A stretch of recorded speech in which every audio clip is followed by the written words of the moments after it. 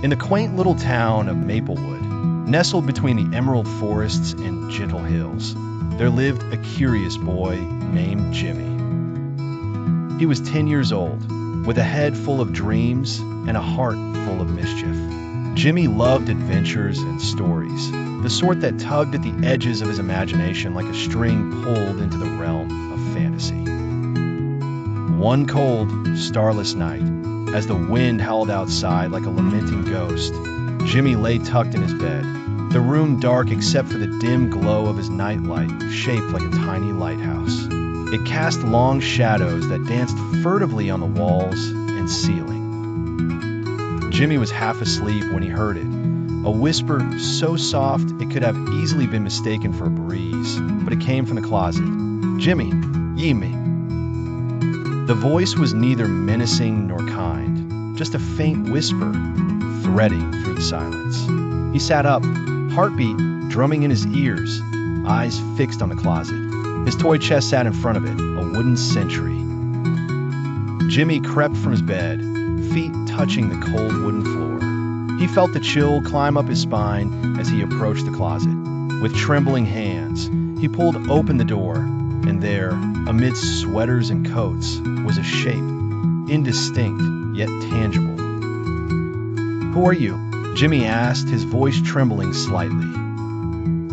The shadow shifted, a slow swirl within the fabric of the coats. "I am Benny, your old friend." Jimmy blinked. Benny? That's when the memories washed over him like a warm tide. Benny was his stuffed bear, his companion in many an adventure when he was younger. But as Jimmy had grown, Benny was tucked away, forgotten. Benny? But how? Magic, perhaps, or simply the need to remind you, replied the shadow with a hint of a smile in its voice. "You left me here long ago."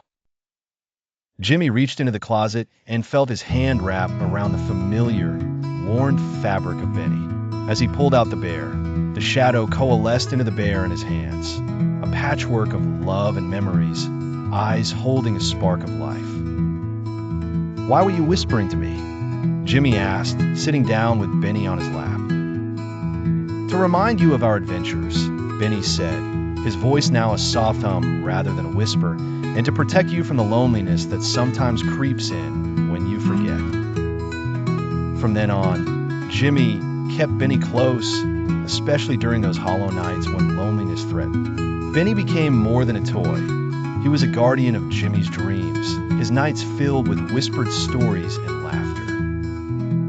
And just like that, in the quiet little town of Maplewood, under the watchful eyes of childhood memories, a curious boy learned the lesson that sometimes the bravest warriors are the smallest and most forgotten. That night, Jimmy slept soundly, for even in darkness, he knew he was never alone.